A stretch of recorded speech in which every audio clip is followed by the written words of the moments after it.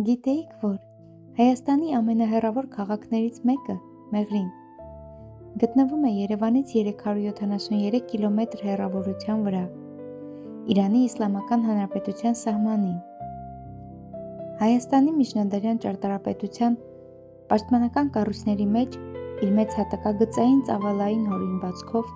առանձնակի տեղ ունի Մեղրու բերդամրոցը։ Բերդը գտնվում է Սյունիքի մարզի Մեղրի քաղաքում։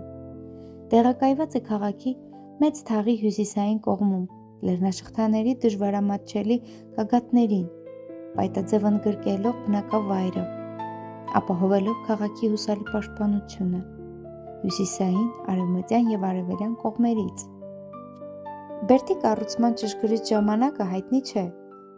Առաջին պատմական տեղեկությունները հանդիպում են 13-րդ դարի պատմիչ Ստեփանոս Օրբելյանի «Պատմություն նահանգին Սիսիական երկում», ըստ որի 1083 թվականին Բերդն արդեն կառուցված է եղել։ Հիմնովին վերակառուցվել է 18-րդ դարում։ Բերդն իր հատակագծային հորինվածքով և կառուցվածքով եզակի է հայկական ամրաշինության մեջ նրանով, որ չունի պարսպապատեր,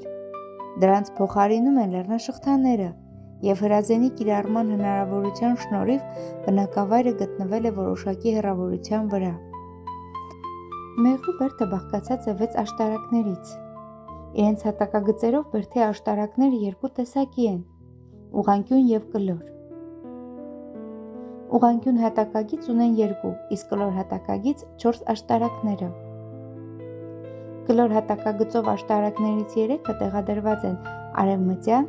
մեկը արևելյան լեռնաշղթայի վրա։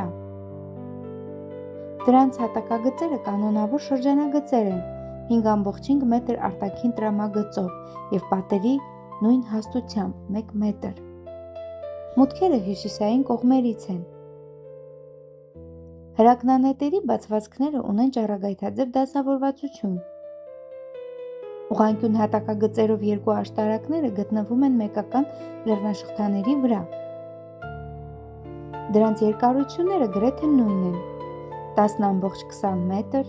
և 10,60 մետր։ Լայնությունները տարբեր՝ 2,70 մետր և 3,90 մետր։ Պատերի հաստությունը 1 մետր է։ Մուտքերը հյուսիսային կողմերից են։ Հրակնանետերը դասավորված են շախմատաձև աշտարակների ամբողջ պարագծով։ Թե կլոր, թե ուղղանկյունաձև աշտարակները երկհարկանի են և կառուցված են կոպտատաշ ու անմշակ գրանիտե քարերից։ Պատերի մեջ աշտարակների ողջ պարագծով որպես սեյսմակայուն գոտիներ մի քանի շարքով օգտագործվել են կաղնու փայտե հեծաններ։ Աշտարակների կայունությունն ավելի ուժեղացնելով պատերը դեպի վեր դրսի կողմից նեղանում են, իսկ ներսի կողմից ուղղաձիգ են։ Աշտարակների հրակնանետերը ունեն միևնույն կառուցվածքը, ուղղանկյուն բացվածքներով են, տարբեր բարձրությունների վրա և աշտարակների ամբողջ շրջագծով։ Պաշտպանական եզակի առանձնահատկությունների հրազենի կիրառման հնարավորության շնորհիվ 1723 թվականին Մեղրու բերդը Դավիթ բեկի գլխավորությամբ կարողացավ դիմակայել թուրքական հարձակումներին։ Ամրոցն ամբողջովին վերականգնվել է 17-րդ դարում։ Մեղրու բերդը իր ճարտարապետությամբ համարվում է եզակի հայկական ամրոցաշինության մեջ։ Այն չունի պարսպապատեր, սրանց փոխարինել էր լեռնաշղթան։ Հրազանի օգտագործման դեպքում բնակավայրը հնարավոր է եղել վերցնել հսկողության տակ որոշակի հեռավորությունից։